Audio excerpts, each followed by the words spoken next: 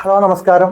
കഴിഞ്ഞ വീഡിയോയിൽ പറഞ്ഞതുപോലെ നമുക്ക് ഒരുപാട് പേർക്ക് നല്ല റിസൾട്ട് കൊടുക്കാൻ പറ്റിയതും ഈ വേനൽക്കാലത്ത് ഏറ്റവും കൂടുതൽ കാണുന്നതുമായ കിഡ്നി സ്റ്റോൺ അഥവാ മൂത്രക്കല്ല്, അതിനെ കുറിച്ചിട്ടാണ് ഇന്ന് നമ്മൾ ഡിസ്കസ് ചെയ്യുന്നത്. എന്തൊക്കെയാണ് അതിന്റെ കാരണങ്ങളും ലക്ഷണങ്ങളും എന്താണെന്ന് നമുക്ക് നോക്കാം. ആദ്യത്തെ കാരണം ശരീരത്തിൽ വെള്ളത്തിന്റെ അംശം കുറയുന്നതാണ് പ്രധാന കാരണം.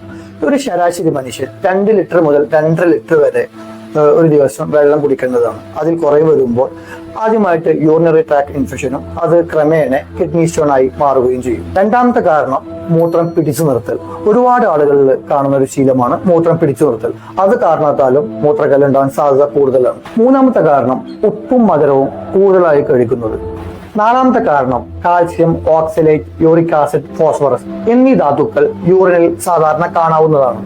അതിന്റെ അളവ് കൂടിയാലും ഈ കിഡ്നി സ്റ്റോണിന് സാധ്യത കൂടുതലാണ്.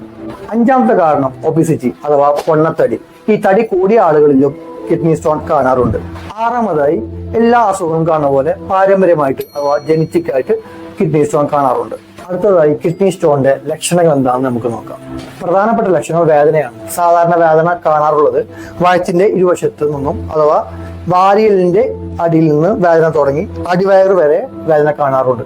ഈ വേദന എന്ന് പറയുമ്പോൾ ഡെലിവറി പെയിൻ കഴിഞ്ഞാൽ ഏറ്റവും കൂടുതൽ വേദന കാണുന്ന ഒരു അസുഖത്തിൽ ഒന്നാണ് കിഡ്നി സ്റ്റോൺ. അടുത്തതായി മൂത്ര തടസ്സം.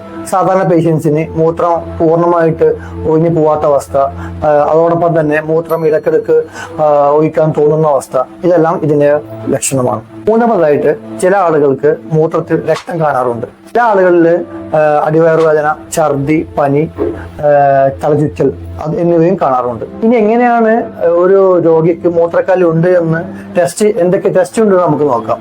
ആദ്യമായിട്ട് സാധാരണ വേദനയും മൂത്രക്കടച്ചിൽ വരുമ്പോൾ സാധാരണ ഡോക്ടർ ചെയ്താറ് യൂറിൻ റൊട്ടീൻ ടെസ്റ്റ് ആണ്. അതിൽ മൂത്രം പഴുപ്പുണ്ടോ അല്ലെങ്കിൽ ക്രിസ്റ്റൽസ് പ്രസന്റ് എന്ന് മാത്രമാണ് കാണിക്കാറ്. സാധാരണ USG അബ്ഡമൻ, അൾട്രാസോണോഗ്രാഫി അബ്ഡമൻ എടുത്താലാണ് നമുക്ക് വ്യക്തമായി കല്ലുണ്ടോ ഇല്ലേ എന്ന് അറിയാൻ പറ്റുള്ളൂ. അതിന്റെ സൈസ്, അതിന്റെ എത്ര കല്ലുണ്ട്, എവിടെയാണ് കല്ല് കെടുക്കുന്നത് എന്നെല്ലാം അൾട്രാസോണോഗ്രാഫി എന്ന സ്കാനിങ് കൂടെ അറിയാം. കിഡ്നി സ്റ്റോണിന് സർജറി ഇല്ലാതെ തന്നെ ഹോമിയോപ്പതിയിൽ വളരെ ഫലപ്രദമായ ചികിത്സയുണ്ട്. ഈ അറിവ് മാക്സിമം ആളുകൾക്ക് ഷെയർ ചെയ്യുക. അപ്പോൾ see you in next video. By.